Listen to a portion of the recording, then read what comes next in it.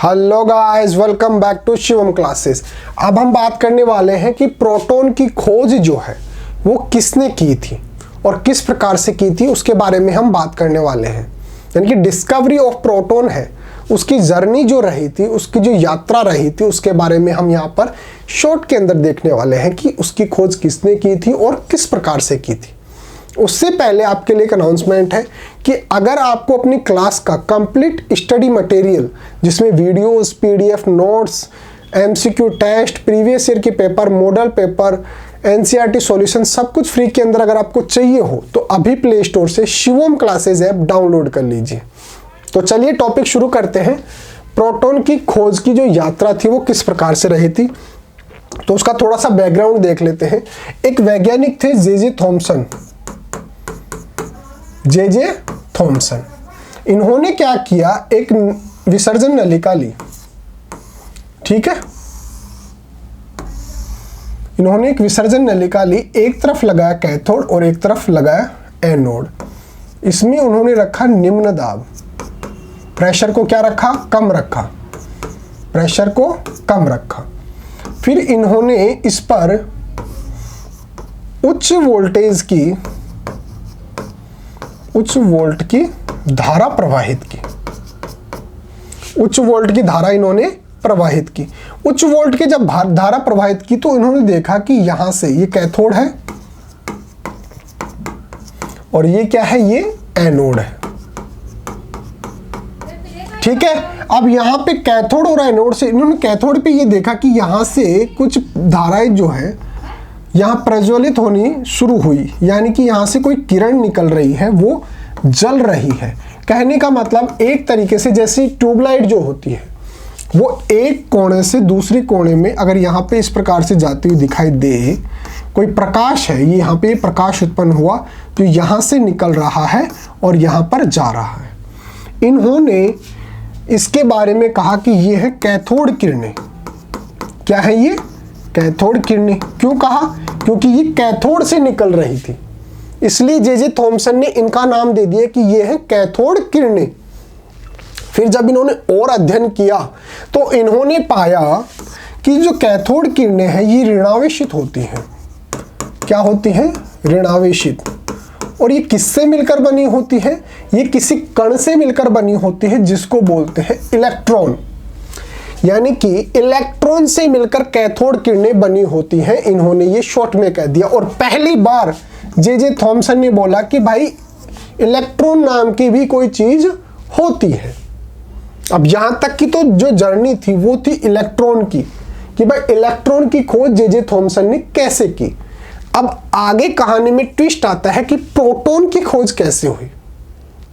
ठीक है, तो इन्होंने जब बोला कि कैथोड से ये किरणें निकल रही हैं, इनको मैं बोल रहा हूं कैथोड किरणें, ये होती हैं ऋणावेशित।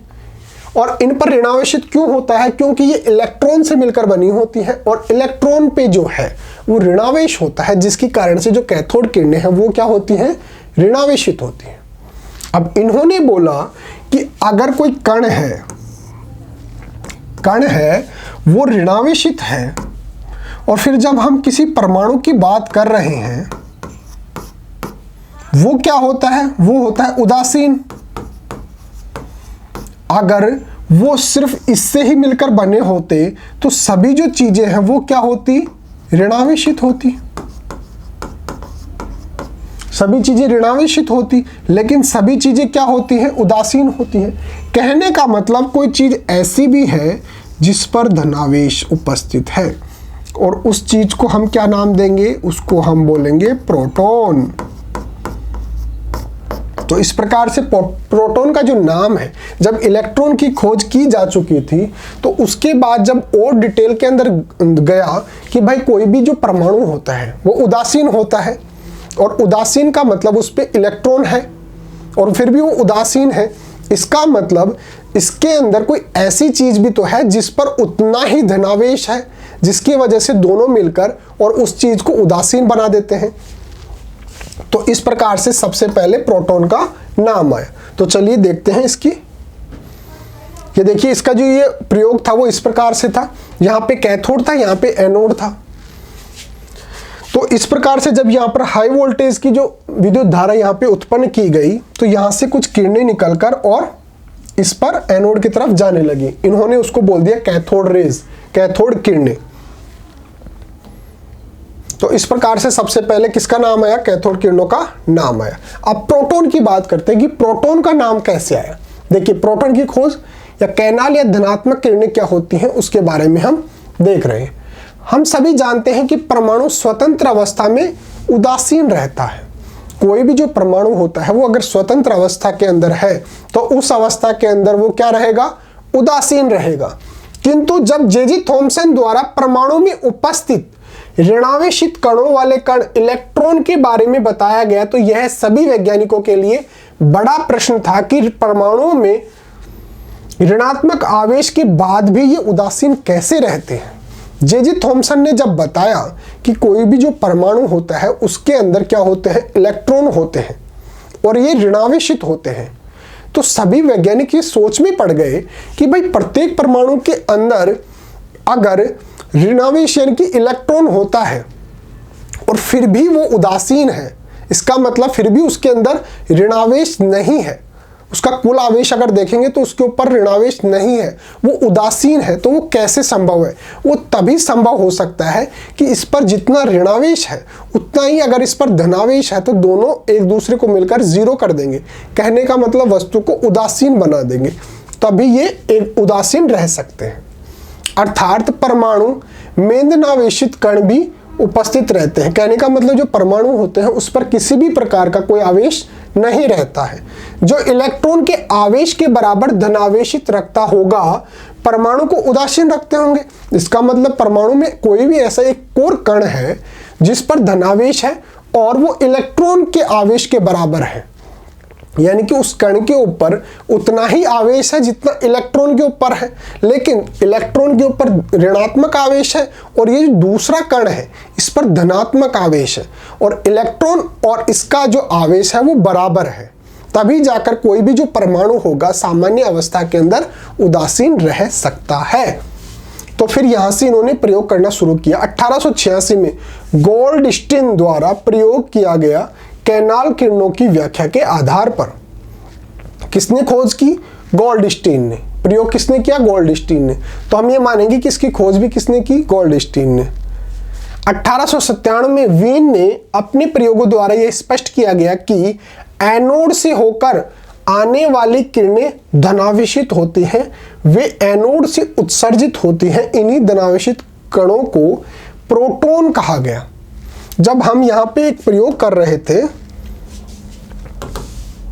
जब हम यहाँ पे ये प्रयोग कर रहे थे कि भाई ये ट्यूब है, जो जे.जी. थॉमसन ने किया था ना, ये ट्यूब है, ये कैथोड है और ये एनोड है और यहाँ से उच्च वोल्टता की हमने धारा प्रवाहित की। तो जे.जी. थॉमसन ने कहा कि यहाँ से कुछ किरणें उत्सर्जित होती हैं,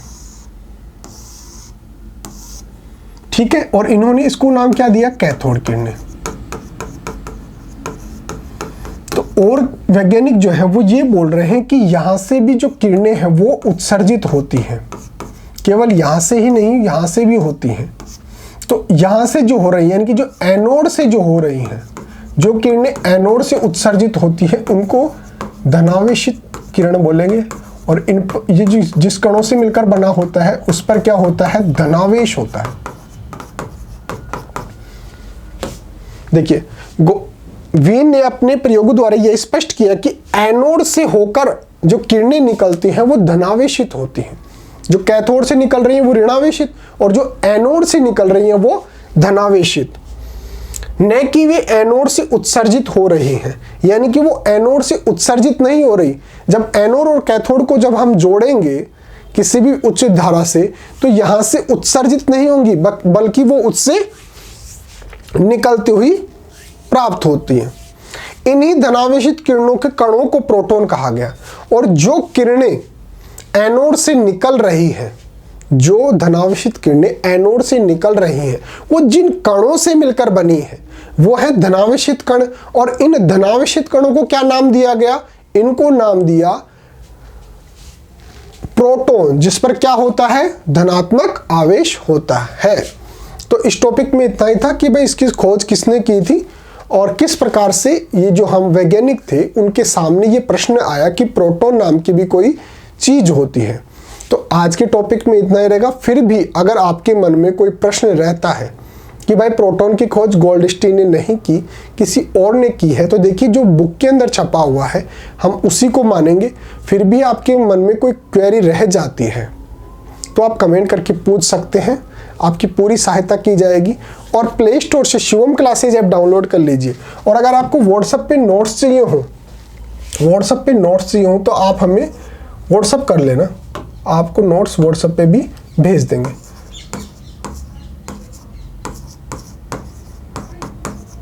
(8696608541) इस पर आप हमारे को क्या कर सकते हो, व्हाट्सएप कर सकते हो। यहाँ से हम आपको नोट्स भेज देंगे। या फिर आप शिवम क्लासेस जो ऐप है, शिवम क्लासेस जो ऐप है वो भी डाउनलोड कर सकते हैं। उसके अंदर भी सब कुछ फ्री के अंदर अवेलेबल है।